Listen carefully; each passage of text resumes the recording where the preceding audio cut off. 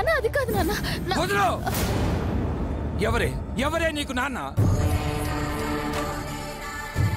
నాన్న అనే గౌరవం ఏమాత్రం ఉన్నా ఇంత మోసం చేస్తారంటే మీరు? నా దగ్గర ఇన్ని నిజాలను దాచిపెట్టి నన్ను వెర్రి వెంగళప్పని చేస్తారా?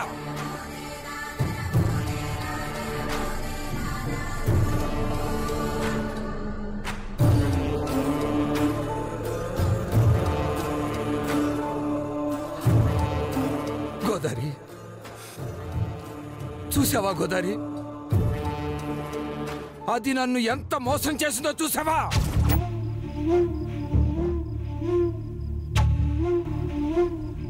ఆ సిద్ధుని పెళ్లి చేసుకుని వాడితో హాయిగా కాపురం చేస్తోందనుకున్నాను.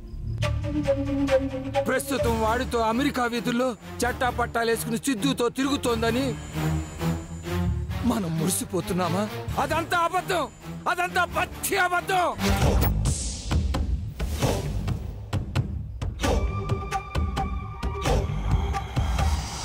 అసలు ఆ పెళ్ళే జరగలేదు.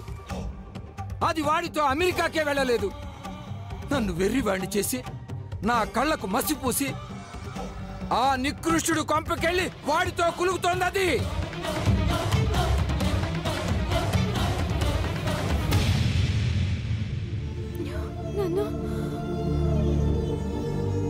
నిజం గోదారి.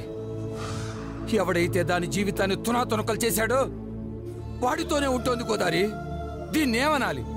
ద్రోహం అనాలా, మోసం అనాలా, కపటం అనాలా, ఏమనాలో నువ్వే చెప్పు గోదారి.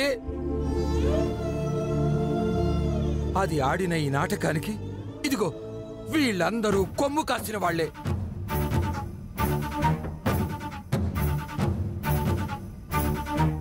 అందరూ కలిసి నాకే తెలియకుండా నా కాళ్ళ చుట్టూ గొయ్యి తవ్వారు, నన్ను అగాధంలో తోసేశారు.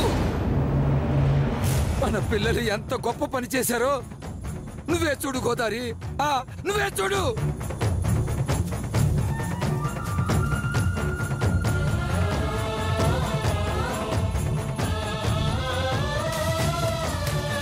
వీళ్ల సంగతి వదిలేద్దాం, అసలు దొంగ గురించి మాట్లాడుకుందాం. ఆ పాపాత్ముని కట్టుకుని దాని జీవితం ఎటు కాకుండా పోయిందని మనం ఎంత ఏడ్చామే. వాణ్ణి పుట్టించిన ఆ దేవుణ్ణి కూడా తిట్టిన తిట్టకుండా తిట్టి మన కడుపు మంట చల్లార్చుకున్నామే. చివరికి ఆ త్రాష్టుడి మూలంగానే నువ్వు నాకు దక్కకుండా శాశ్వతంగా వెళ్ళిపోయావు. అలాంటి హంతకుడితో కూనీ కోరుతో అది చాటుమాటుగా కాపురం చేస్తుందంటే దాన్నేమనాలే? ఏమైనా అందామన్నా కర్మ కొద్దీ జన్మనిచ్చిన తండ్రిని అయిపోయానే. తిట్టడానికి కూడా నా నోరు పెగలటం లేదు గోదారి. ఏం పర్లేదు నాన్న, తిట్టండి. మీకు తిట్టాలనిపిస్తే తిట్టండి. తిట్లతో సరిపోకపోతే నోటికొచ్చినట్టు శాపనార్థాలు పెట్టండి నాన్న. అది నాశనం అయిపోవాలి, మట్టి కొట్టుకుపోవాలి అని కసి తీరా శపించండి నాన్న.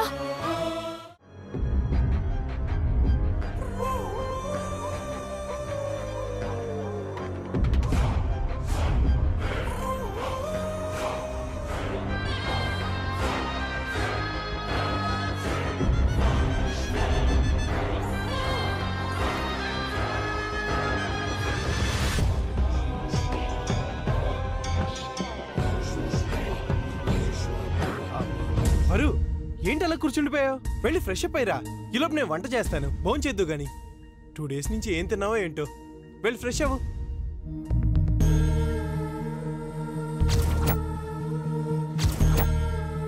వరు,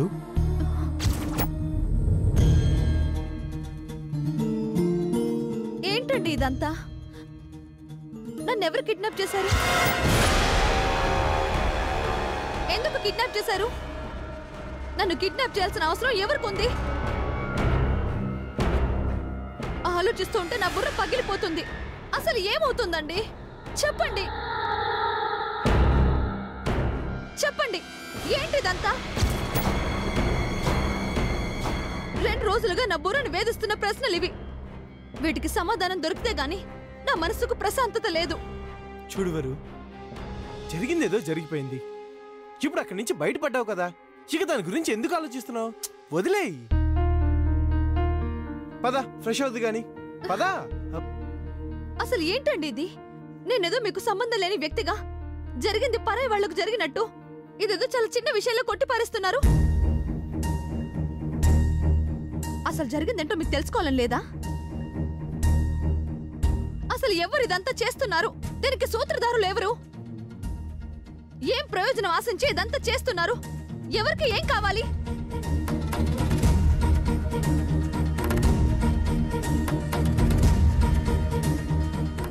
అయ్యో చూడు వరు, నువ్వు అడిగిన దాంట్లో అర్థం ఉంది, కానీ ఆ ప్రశ్నలకి నా దగ్గర సమాధానం లేదు. ఎవరు చేశారు? ఇదంతా ఎందుకు చేస్తున్నారు? ఏం ఆశించి చేస్తున్నారు? వీటన్నిటికీ జవాబు నా దగ్గర లేదు. కానీ ఒకటి మాత్రం క్లియర్, మనం డబ్బున్న వాళ్ళం. మనలాంటి వాళ్ళని కిడ్నాప్ చేస్తే ఎంతో కొంత డబ్బు డిమాండ్ చేయొచ్చు. ఆ ఉద్దేశంతోనే ఇదంతా చేసి ఉండొచ్చు. అది మనకి తెలిసిన వాళ్ళు అయి ఉండొచ్చు, లేదా మనల్ని బాగా అబ్జర్వ్ చేస్తున్న వాళ్ళు అయి ఉండొచ్చు. డబ్బు కోసం ఇదంతా. సరే పదండి, స్టేషన్కి వెళ్దాం, పోలీస్ కంప్లైంట్ ఇద్దాం. వాళ్ళెవరో బయటకు రావాలి, వాళ్ళంతా చూడాలి.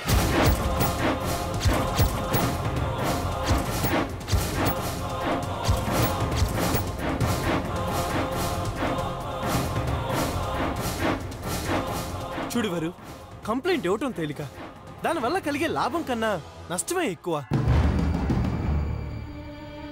అస్తమాను మనం పోలీస్ స్టేషన్కి వెళ్ళాలి.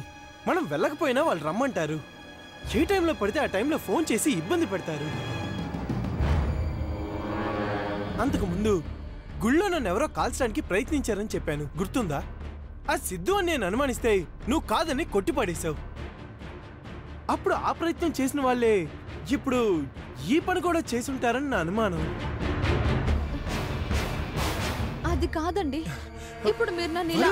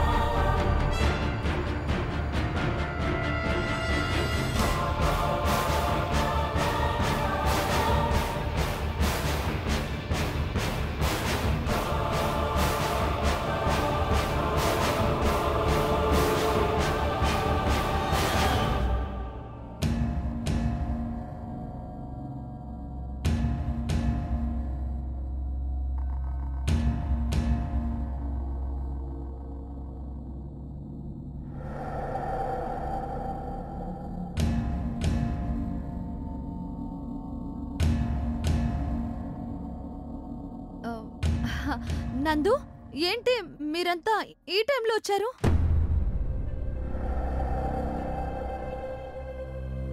ఓ, నన్ను చూడాలని వచ్చారా?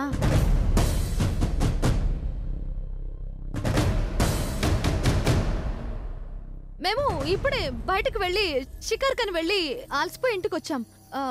ఇంకా ఇంట్లో వంట కూడా చేయలేదు. ఇలా కూర్చోండి, నేను వెళ్ళి టీ చేసి తీసుకొస్తాను. 15 నిమిషాల్లో భోజనం కూడా వడ్డిస్తాను. రండి కూర్చోండి. ఏమండి, మీరు వీళ్ళతో పిచ్చాపట్టి మాట్లాడుతూ ఉండండి.